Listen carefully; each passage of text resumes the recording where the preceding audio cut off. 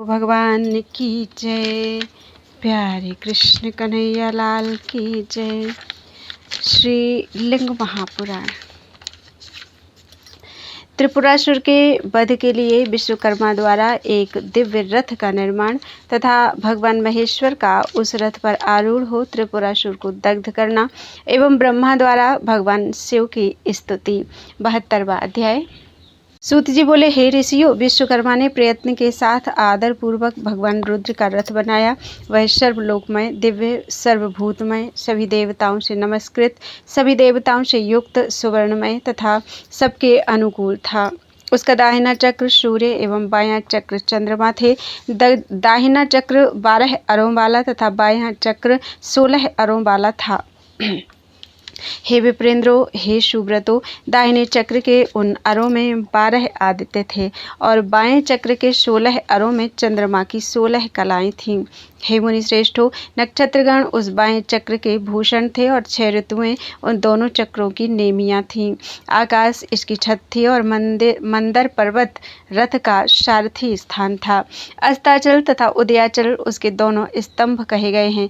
महामेरु पर्वत उसका अधिष्ठान मुख्य स्थान था और केसर पर्वत मेरु को आश्रय देने वाले थे। संवत्सर उसका वेग था और दोनों अयन उसके चक्र संगम थे। मुहूर्त उस रथ के बंधुर और कलाएं उसकी शम्या कही गई हैं। काष्ठाएं उसकी नासिका तथा क्षण उसके अक्षदंड कहे गए हैं।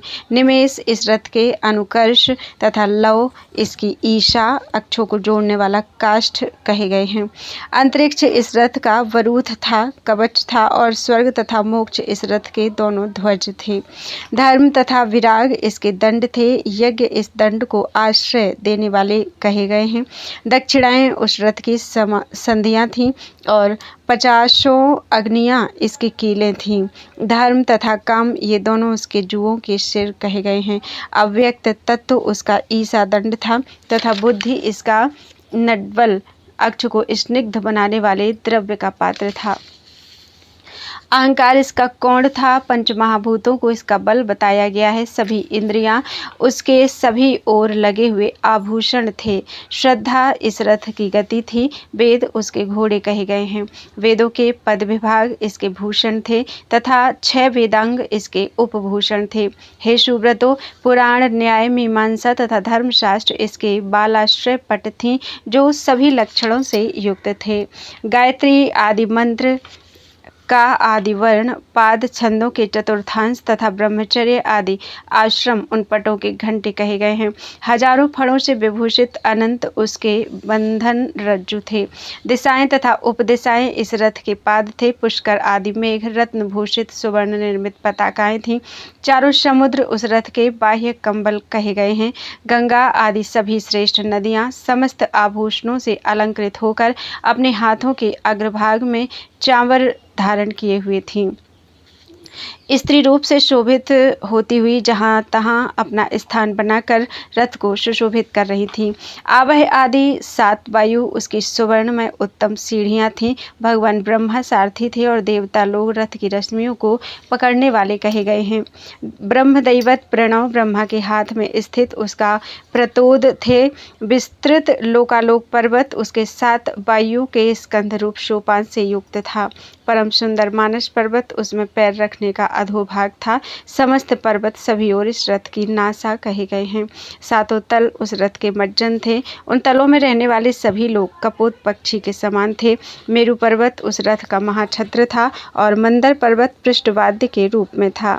शैलराज मेरु धनुष थे और स्वयं भुजंगपति वासुकी कालरात्रि तथा इंद्रधनुष के साथ उसकी धनुष की डोरी थे जिया थे। वेद स्वरूपिणी सरस्वती देवी उस धनुष की घंटा थी। महातेजस्वी विष्णु बाण थे और चंद्रमा उस बाण के शल्य थे। साक्षात प्रलयाग्नि उस बाण के तीक्ष्ण तथा अति भयंकर विस्मय अनेक थे। आवह वायु उस बाण के पंख कहे गए हैं। इस प्रकार देवताओं के द्वारा दिव्य रथ, धनुष, बाण तथा जगत के स्वामी प्रभु ब्रह्मा को सारथी बनाकर तथा कवच, मुकुट आदि रणभूषणों को धारण करने वाले शिवजी तथा देवताओं सहित पृथ्वी तथा स्वर्ग को कंपित करते हुए उस दिव्य रथ पर आरूढ़ हुए। ऋषियों के द्वारा स्तुत किए हुए और बंदी जनों तथा नृत्य करती हुई नित्य प्रवीण अप्सराओं के द्वारा वंदित होते हुए वे वरद शिव अत्यंत सुशोभित हो रहे थे। सारथी की ओर देखकर उस लोक संभूत कल्पित रथ पर उनके आरूढ़ होते ही वेद संभूत घोड़े सिर के बल भूमि पर गिर पड़े। तदनंतर वृषेंद्र का रूप धारण किए हुए भगवान शेष ने इस रथ को नीचे से उठाकर क्षण भर में स्थापित करना चाहा, किंतु वे वृषेंद्र भी एक क्षण के बाद घुटनों के बल पृथ्वी पर गिर पड़े। तब हाथ में लगाम पकड़े हुए सर्वव्यापी भगवान ब्रह्मा ने शिव के आदेश से घोड़ों को उद्यत करके उस शुभ रथ को स्थापित कर दिया और उन्होंने मन तथा वायु के समान वेग वाले घोड़ों को साहसी दानवों के आकाश स्थित पुरों को उद्देश्य करके प्रेरित किया। इसके बाद भगवान शंकर रुद्र ने देवताओं को देखकर कहा, मुझे ही पशुओं का आधिपत्य दिया गया है, अतः मैं असुरों का हनन करता हूँ। हे श्रेष्ठ देवताओं, देवों तथा असुरों के लिए पृथक पशुत्व होने के कारण ही वे महादानव पद के योग्य होंगे, अन्यथा नहीं। बुद्धिमान देवदेव शिव का संपूर्ण वचन सुनकर पशुत्व के प्रति शंकित हुए सभी देवता विषादग्रस्त हो गए। तब उनके इस भाव को जानकर शिवजी ने उनसे यह वचन कहा, हे श्रेष्ठ देवताओं, इस पशुभाव में आप लोगों को भय नहीं होना चाहिए। अब पशुभाव की मुक्ति का उपाय सुनिए और उसे कीजिए। जो दिव्य पाशुपत व्रत को करेगा वह पशुत्व से मुक्त हो जाएगा, यह सत्य तथा प्रतिज्ञात है। हे श्रेष्ठ देवताओं, एकाग्रचित्त होकर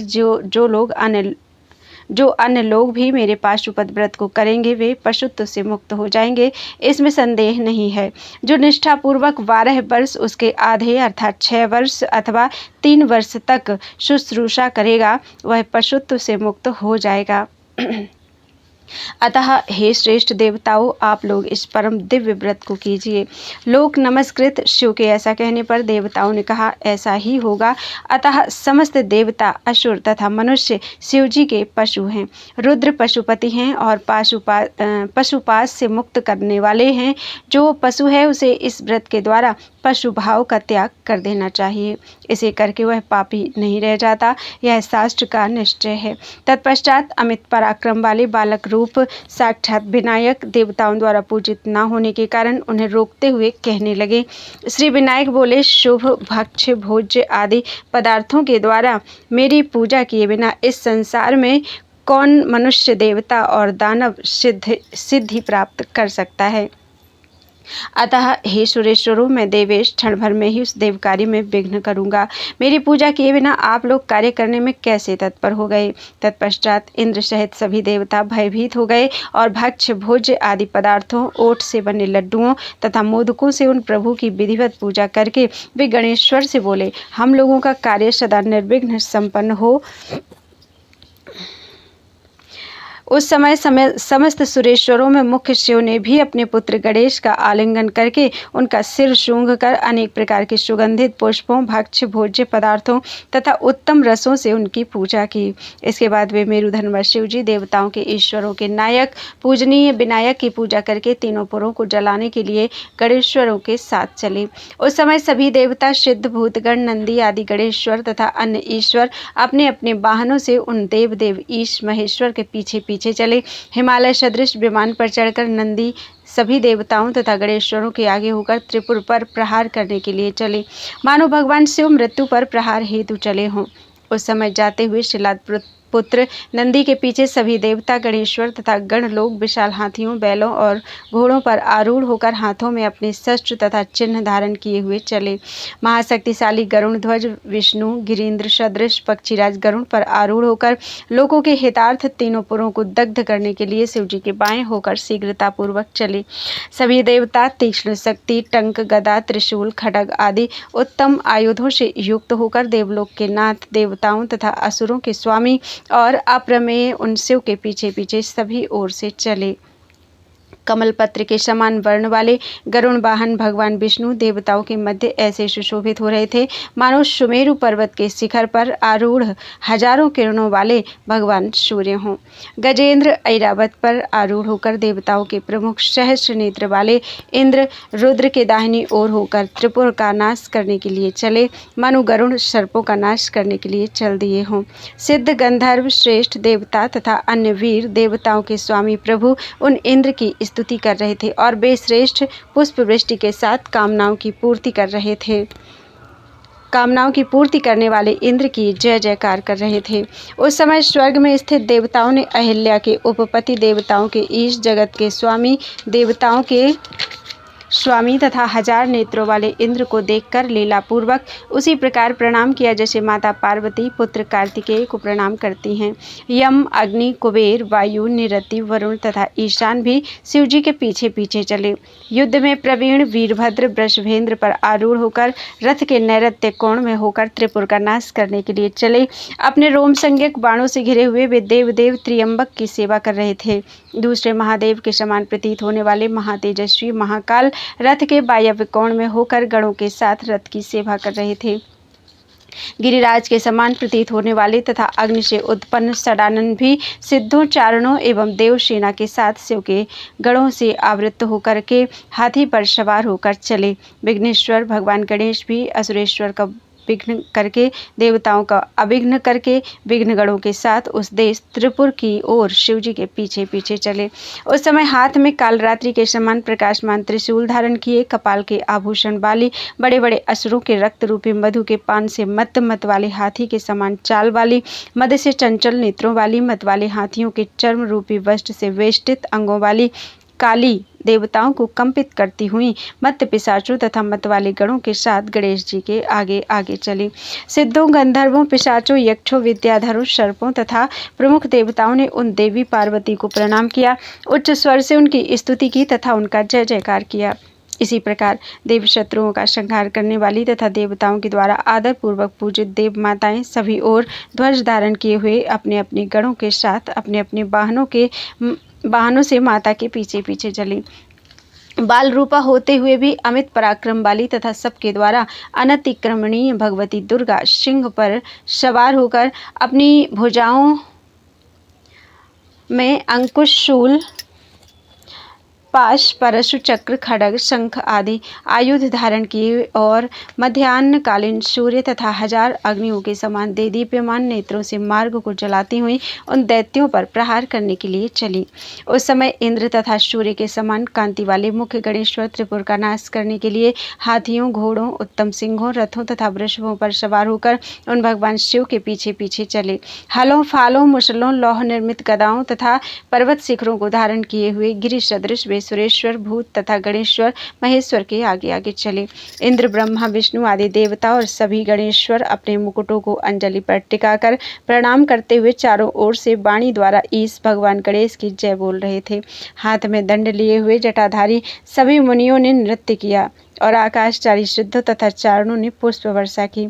हे विप्रेंद्रो, त्रिपुर चारों ओर से गूंज उठा। सभी गणेश्वरों में श्रेष्ठ योग परायण भृंगी देवताओं से घिरे हुए इंद्र की भांति गणेश्वरों से घिरे होकर विमान पर चढ़कर त्रिपुर का नाश करने के लिए चले।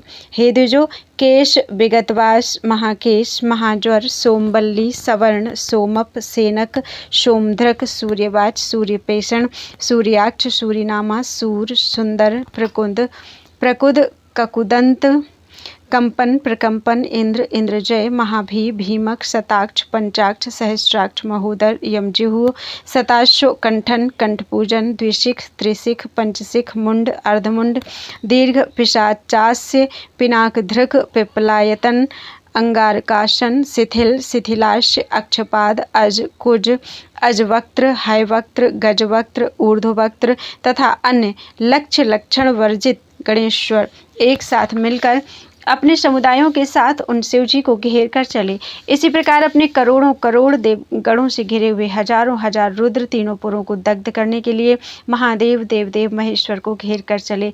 वसु, रुद्र, आदित्य आदि 33 देवता, ब्रह्मा, विष्णु, महेश ये तीनों देवता और उनके भेद रूप 300 और 3000 तीन अन्य देवता और सभी ओर से वहां गए। सभी लोगों की माताएं, गणों की माताएं तथा भूतों की माताएं शिव जी के पीछे पीछे चली। रथ के मध्य विराजमान गणेश्वर गणों के बीच उसी तरह प्रतीत हो रहे थे जैसे निर्मल नक्षत्रों वाले आकाश में ताराओं के बीच चंद्रमा। उस समय शिव के प्रभाव के कारण ही जगन्मयी पार्वती देवी शिव के वाम भाग में स्थित होकर सुशोभित हो रही थी। उस समय सुवर्ण कमल के समान वर्ण वाली देवी शुभावती पार्वती की सखी हाथ के अग्रभाग में चंवर लिए हुए उनके बगल में स्थित होकर सुशोभित हो रही थी।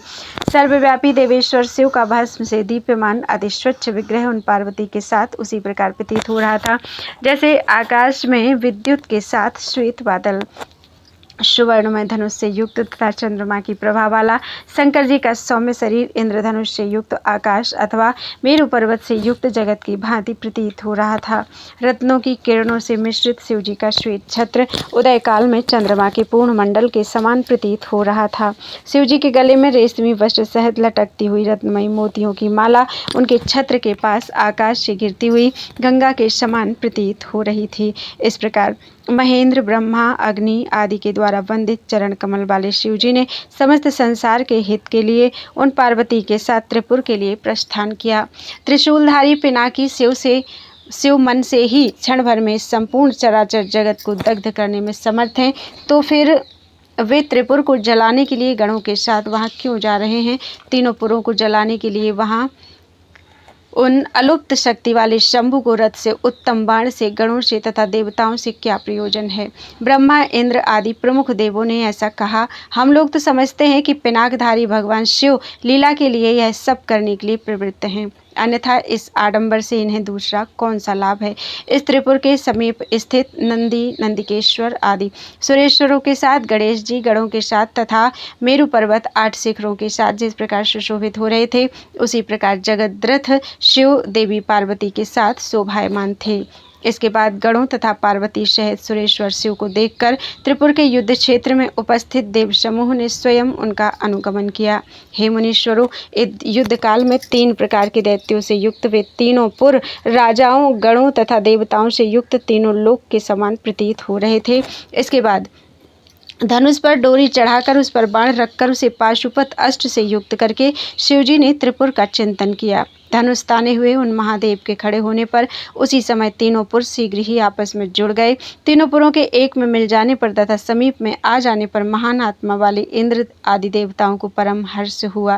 तदनंतर सभी देवगण, सिद्ध तथा महर्षिगण अष्टमूर्ति शिव की स्तुति करते हुए उनकी जय बोलने लगे। इसके बाद पुष्य नक्षत्र का योग प्राप्त होने पर भगवान ब्रह्मा ने भक्त के नेत्र का विनाश करने वाले लीलासक्त उमापति से कहा, हे महादेव, हे परमेश्वर, हे प्रभु, इस स्थान पर आपकी यह भावना है कि दैत्य तथा देवता आपके लिए समान हैं, फिर भी देवता धर्मनिष्ठ हैं और दैत्य पापी हैं। अतः हे जगन्नाथ, आप यहाँ अपनी लीला का त्याग करें। हे ईश, हे प्रभु, तीनों पुरों को दग्ध करने के लिए आपको रथ, ध्वज, बाण, भूतगणों, विष्णु तथा मुझ ब्रह्मा से क्या प्रयोजन है? पुष्य योग प्राप्त होने पर आप कृपा करके त्रिपुर को दग्ध कर दीजिए। हे देवेश, जब तक ये तीनों पुर अलग अलग ना हो जाएं, तब तक आप इन्हें जला दीजिए। तदनंतर सब कुछ जानने वाले तथा विरूपाक्ष त्रिलोचन भगवान महादेव ने त्रिपुर की ओर देखा और उसी क्षण उसे भस्म कर दिया।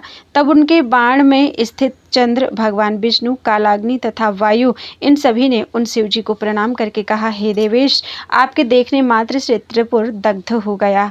फिर भी हे देवेश, हम लोगों के हित के लिए आप बाण को छोड़ दीजिए। हे विप्रेंद्रो, इसके बाद धनुष की डोरी चढ़ाकर उसे कान तक खींचकर त्रिपुर का नाश करने वाले शिव ने हंसते हुए बाण छोड़ दिया। त्रिपुर का नाश करने वाला वह बाण उसी क्षण त्रिपुर को जलाकर देवदेव के पास आकर उन्हें प्रणाम करके व्यवस्थित हो गया। उस बाण के द्वारा सैकड़ों करोड़ दैत्यों सहित दग्ध किया गया वह त्रिपुर कल्प के अंत में रुद्र के द्वारा दग्ध किए गए त्रिलोक के समान प्रतीत हो रहा था। वहाँ त्रिपुर में भी जिन दैत्यों ने बांधवों के साथ रुद्र का पूजन किया, उन्होंने शंभु की पूजन विधि के प्रभाव से गाणपत्य पद अर्थात गणपति पद प्राप्त किया। इंद्र, विष्णु सहित सभी देवता तथा गणेश्वर शिव तथा हिमालय पुत्री देवी पार्वती की ओर देखकर भयवश कुछ नहीं बोले। तब देवताओं की सेना को भयभीत देखकर देवश्रेष्ठ शिव ने देव माताओं से कहा, क्या बात है? इस पर वे सभी ओर से उन्हें केवल प्रणाम करते रहे। देवताओं ने इंदुभूषण नंदी को प्रणाम किया, पर्वतराज की पुत्री पार्वती को प्रणाम किया, पार्वती पुत्र गणेश जी को प्रणाम किया और प्रभु महेश्वर को प्रणाम किया। इसके बाद ब्रह्मा जी एकाग्र चित्त होकर देवताओं तथा विष्णु के साथ त्रिपुर शत्रु भगवान भव ईश्वर की हृदय से स्तुति करने लगे। श्री पितामह बोले, प्रसीद देव देवेश, प्रसीद परमेश्वर, प्रसीद जगतां नाथ, प्रसीदानन्ददाव्यय, पंचास्य रुद्र रुद्राय, पंचाशत्कोटिमूर्तये, आत्मत्रयोपविष्टाय, विद्यातत्त्वाय ते नमः। शिवाय शिवतत्त्वाय, अघोराय नमो नमः। अघोराष्टकतत्त्वाय, अघोराष्टकतत्त्वाय, द्वादशात्मस्वरूपिणे। श्री पितामह बोले, हे देव देवेश प्रसन्न हो जाइए, हे परमेश्वर प्रसन्न हो जाइए, हे जगन्नाथ प्रसन्न हो जाइए, हे अन्नदाता आनंददाता, हे अव्यय, हे पंचमुख प्रसन्न हो जाइए। यम आदि रुद्रों को भी रुलाने वाले 50 करोड़ मूर्ति वाले, विश्व प्राज्ञ तेजस 3 रूपों में स्थित रहने वाले तथा विद्याओं में मुख्य कारण स्वरूप आपको नमस्कार है। शिव तत्व अघोर भैरवाष्टक के कारण रूप तथा 12 आत्मा स्वरूपी को बार बार नमस्कार है। करोड़ों विद्युत के समान तथा पृथ्वी आदि में प्रकाशमान अत्यंत सुंदर रूप धारण करके इस लोक में विराजमान शिव स्वरूप को नमस्कार है। अग्नि के समान वर्ण वाले भयानक अंबिका को अपने आधे शरीर में धारण करने वाले अर्धनारीश्वर रुद्र विष्णु ब्रह्मा को मुक्ति देने वाले मृत्यु रहित ज्येष्ठ भयंकर रूप वाले सोम स्वरूप वर प्रदान करने वाले त्रिलोक स्वरूप त्रिदेव स्वरूप तथा वसटकार स्वरूप शिव को नमस्कार है। हृदय कमल के मध्य गगन सदृश रूप वाले तथा गगन में स्थित आपको नमस्कार है। सूर्य आदि 8 स्थानों में रुद्र आदि 8 रूपों वाले तथा पृथ्वी आदि 8 तत्वों वाले आपको नमस्कार है। चारों वेद रूप से, चारों आश्रम रूप से तथा चतुर्व्यूह रूप से अवस्थित आकाश आदि पंचभूत प्रकार से, सद्योजात आदि 5 रूप से अवस्थित सद्योजात आदि पंच मंत्र रूप शरीर वाले शिव को नमस्कार है। 64 प्रकार के शिक्षोक्त वर्ण रूप वाले आकार को बार बार नमस्कार है। 32 मात्रिका रूप वाले ओकार को बार बार नमस्कार है। 16 तत्व रूप वाले मकार को बार बार नमस्कार है। 8 प्रकार के आत्मस्वरूप वाले अर्धमात्रात्मक नाद रूप को नमस्कार है। आकार उकार मकार अर्धमात्रात्मक नाद रूप 4 प्रकार से स्थित आप ओमकार प्रणव रूप को नमस्कार है। आकाश के स्वामी तथा स्वर्ग के स्वामी शिव को बार बार नमस्कार है। 7 लोक स्वरूप पाताल तथा नरक के स्वामी पृथ्वी आदि 8 क्षेत्रों के रूप में 8 स्वरूपों वाले तथा परात्पर सर्वोत्कृष्ट शिव को नमस्कार है। 1000 सिलों वाले 1000 रूपों वाले 1000 पैरों से युक्त आप सर्व परमेष्ठी को नमस्कार है। पुरुष प्रकृति व्यक्त अहंकार नभ अनिल ज्योति आप 9 आत्म तत्वमय स्वरूप वाले 17 आत्मशक्तियों वाले 8 प्रकाश स्वरूप 8 मूर्तियों वाले 64 योगिनियों के प्राण तत्व रूप भव आदि 8 नामों वाले 8 गुणों से युक्त तीनों गुणों से युक्त तथा गुणों से शून्य आप शिव को नमस्कार है। मूलाधार चक्र में विराजमान शाश्वत स्थान में निवास करने वाले नाभि मंडल में स्थित तथा हृदय में प्राणवायु ध्वनि करने वाले आप शिव को नमस्कार है।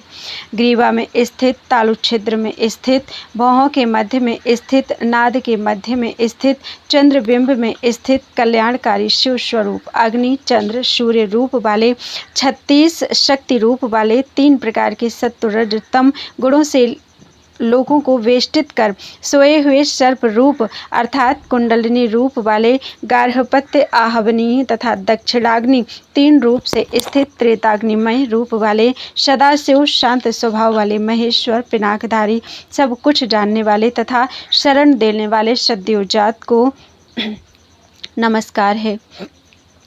आप अघोर को नमस्कार है, आप वामदेव को नमस्कार है, तत्पुरुष को नमस्कार है, ईशान को बार बार नमस्कार है, तीसों मुहूर्तों में सदा प्रकाशमान रहने वाले को नमस्कार है, शांतातीत को नमस्कार है, आप अनंतेश सूक्ष्म तथा उत्तम को नमस्कार है, आप एकाक्ष एकमात्र ज्ञान रूपी नेत्र वाले को नमस्कार है, आप अद्वितीय रुद्र को नमस्कार है, आप त्रिमूर्ति श्रीकंठ तथा शिखंडी को नमस्कार है, अनंत शेष रूपी आसन पर स्थित अनंत स्वरूप अंत करने वाले विशुद्ध विशाल तथा स्वच्छ अंगों वाले आपको नमस्कार है। विमल आसन पर विराजमान विमल ज्ञान के अर्थ स्वरूप योग पीठ के मध्य स्थित योगी योग प्रदान करने वाले नीवार के सूख की भांति योगियों के हृदय में सदा रहने वाले आपको नमस्कार है। प्रत्याहार स्वरूप प्रत्याहार में निरत प्रत्याहार में रत लोगों के हृदय में विराजमान धारणा स्वरूप तथा धारणा में निरत आपको नमस्कार है। धारणा के अभ्यास में लगे हुए लोगों के सामने सदा विराजमान ध्यान रूप तथा ध्यान गम्य आपको नमस्कार है। ध्येय गम्य ध्यान करने योग्य ध्यान वाले आपको नमस्कार है। ध्यान योग्य ब्रह्मा विष्णु आदि के भी ध्येय तथा सबसे अधिक ध्यान योग्य आपको नमस्कार है। समाधान के द्वारा प्राप्य समाधान स्वरूप समाधान ध्यान में रत लोगों के लिए निर्विकल्प अर्थ स्वरूप आपको नमस्कार है। हे रुद्र, त्रिपुर को दग्ध करके आपने तीनों लोकों का उद्धार कर दिया। ऐसे प्रभावशाली आपकी स्तुति करने का सामर्थ्य कौन रखता है। फिर भी स्वयं संतुष्ट रहने वाले आप शिव की मैं स्तुति करता हूँ। हे देवदेव, आपकी भक्ति तुष्टि तथा अद्भुत दर्शन के कारण ये मानव देवता तथा सिद्ध गणों सहित समस्त गण आपको प्रणाम करते हैं। हे देवेश, हे गणेश, आपको नमस्कार है। हे विभो, आप तो देखने मात्र से ही तीनों पुरों तथा तीनों लोकों को जला देने में समर्थ हैं। अंबिका के साथ लीला शक्त आपने क्षण भर में त्रिपुर को जला दिया और सोम आदि की प्रार्थना करने पर उस समय बाण को भी मुक्त कर दिया। आपके द्वारा त्रिपुर के नाश के लिए मैंने अनेक यत्नों से रथ श्रेष्ठ बाणों तथा सुंदर धनुष आपके लिए निर्मित किया था, किंतु देवताओं तथा सिद्ध जनों द्वारा युद्ध रूपी फल को नहीं जाना जा सका। अर्थात परम महिमा वाले आपने क्षण भर में त्रिपुर का नाश कर दिया। रथ रथी देवश्रेष्ठ विष्णु स्वयं रुद्र इंद्र ब्रह्मा ये सब आप ही हैं। हे भगवान, मैं आप अतोष्य की स्तुति कैसे करूं, अतः सिर झुकाकर केवल प्रणाम करता हूँ। आप अनंत चरणों वाले, अनंत भुजाओं वाले, अनंत सिर वाले, अनंत रूपों वाले, संहार करने वाले तथा कल्याण करने वाले हैं। ऐसे प्रभाव वाले आपकी स्तुति कैसे करूं, आप अतोष्य की स्तुति कैसे करूं। आप सर्ववेत्ता शिव रुद्र सर्व भाव स्थूल सूक्ष्म अत्यंत सूक्ष्म से भी सूक्ष्म सूक्ष्म अर्थों को जानने वाले तथा विधाता को नमस्कार है। सभी देवताओं तथा असुरों के सृष्टा, लोगों का सृजन पालन संहार करने वाले, देवताओं तथा असुरों के नायक, सब कुछ देने वाले और मुझ पर तथा सभी पर शासन करने वाले को नमस्कार है। वेदांत के द्वारा जानने योग्य परम शुद्ध वेदार्थ के ज्ञाताओं द्वारा निरंतर स्तुत वेद के आत्मा स्वरूप भाव अंत मध्य तथा सुमध्यम आपको नमस्कार है। आदि तथा अंत से रहित सर्वत्र विद्यमान शून्यत्व से रहित लिंगी अलिंगी लिंगमय लिंग स्वरूप तथा साक्षात वेदादिमय प्रणव रूप आपको नमस्कार है। मेरे भी आदिदेव यज्ञ मूर्ति विष्णु के तथा मुझ ब्रह्मा के अज्ञानांधकार का नाश करने के लिए अपराध स्थान में देखकर आपके अपने नाखून के अग्रभाग से मेरे मस्तक का छेदन करने वाले हे ईश, आप रुद्र को नमस्कार है। हे देवदेव, हे समस्त देवताओं तथा असुरों के ईश, आपका क्रियाकलाप विचित्र है। हे निर्गुण रूप तत्व, आप देवताओं के साथ देहधारी की भांति देवों का कार्य करेंगे। इस ब्रह्मांड में आपका एक स्थूल रूप पृथ्वी रूप, एक सूक्ष्म रूप जल रूप, एक सुसूक्ष्म रूप अर्थात अग्नि रूप, मूर्तामूर्त रूप क्षय वृद्धि के आश्रय के कारण चंद्र रूप, एक मूर्त रूप सूर्य रूप, एक अमूर्त रूप वायु रूप, एक दृष्ट वांग्मय रूप शब्द गुण से ज्ञात गगन रूप और एक ध्येय अद्भुत ईश रूप है। स्वप्न में जो पदार्थ दिखाई देता है वह प्रत्यक्ष की भांति प्रतीत होता है, उसे मैं अलक्ष्य नहीं मानता हूँ। वैसे ही हे ईशान, देवताओं के द्वारा प्रयत्नपूर्वक देखा गया आपका विग्रह हमारे लिए निर्गुण तथा अलक्ष्य कैसे हो सकता है। हे देवेश, कहाँ आपका दिव्य प्रभाव और कहाँ हम लोग, कहाँ हमारी भक्ति और कहाँ आपकी यह स्तुति। फिर भी हे देवेश, हे भगवान, भक्तिपूर्वक विलाप करते हुए मुझ ब्रह्मा को क्षमा कीजिए। सूत जी बोले, हे दुष्श्रेष्ठो, पृथ्वी पर जो भी शिव को प्रणाम करके त्रिपुर के शास्ता भगवान शिव की इस स्तुति को सुनता है अथवा पढ़ता है, वह भव भक्ति के द्वारा पाप बंधन से मुक्त हो जाता है। तब ब्रह्मा के द्वारा भक्तिपूर्वक स्तुत हुए मंदर शिखरवासी तथा महान भुजाओं वाले शिव जी उस स्तुति को सुनकर पार्वती की ओर देखकर महानुभाव ब्रह्मा से हंसते हुए कहने लगे। शिव जी बोले, हे पद्मयोने, भक्तिपूर्वक की गई आपकी इस स्तुति से मैं प्रसन्न हूँ। आप यथेष्ट वर मांगिए, आपका तथा देवताओं का कल्याण हो। सूत जी बोले, तत्पश्चात पद्मयोनि ब्रह्मा जी देवेश को प्रणाम करके हाथ जोड़कर प्रसन्न चित्त होकर यह वचन कहने लगे। श्री पितामह बोले, हे भगवान, हे देव देवेश, हे त्रिपुर विनाशक, हे शंकर, आप में अपनी परम भक्ति चाहता हूँ। हे परमेश्वर, आप प्रसन्न होइए। सभी कामनाओं को पूर्ण करने वाले हे ईश्वर, आप में सभी देवताओं की भक्ति हो। मेरे भक्ति योग से तथा सारथी रूप से आप सदा प्रसन्न रहें। भगवान विष्णु ने भी पार्वती सहित त्रिनेत्र शिव को प्रणाम करके हाथ जोड़कर उनसे कहा, हे ईशान, मैं वृषभ आदि रूप से सदा आपका वाहन होने की अभिलाषा करता हूँ और हे देवेश, आप में अपनी भक्ति चाहता हूँ। हे देवदेव, आपको नमस्कार है। हे वरद, हे शंकर, आप ईश्वर को सदा वहन करने का सामर्थ्य, सर्वज्ञत्व तथा सर्वत्र गमन करने की शक्ति मुझे प्रदान कीजिए। सूत जी बोले, उन दोनों की प्रार्थना सुनकर महादेव परमेश्वर शिव ने उन्हें सारथी तथा वाहन होने का वर प्रदान किया।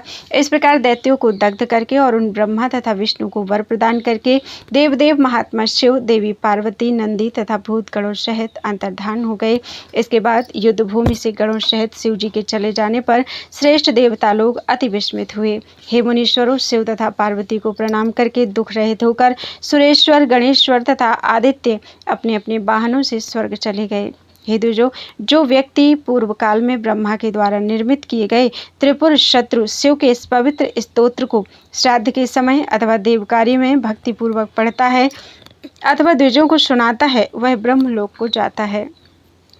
हे द्विजश्रेष्ठों, इस शुभ अध्याय को सुनकर प्राणी मानसिक, वाचिक तथा शारीरिक पापों से, स्थूल, सूक्ष्म तथा अति सूक्ष्म पापों से, घोर अपराध से होने वाले पापों से तथा अल्प अपराध से होने वाले पापों से मुक्त हो जाता है। उसके शत्रु नष्ट हो जाते हैं, वह संग्राम में विजयी होता है, सभी रोग उसे बाधा नहीं पहुंचाते, आपदाएं उसे स्पर्श तक नहीं करती और वह धन, आयु, यश, विद्या तथा अतुलनीय प्रभाव प्राप्त करता है। बोलो वृंदावन बिहारी लाल की जय। त्वदीयं वस्तु गोविंदम तुभ्यमेव समर्पयेत्।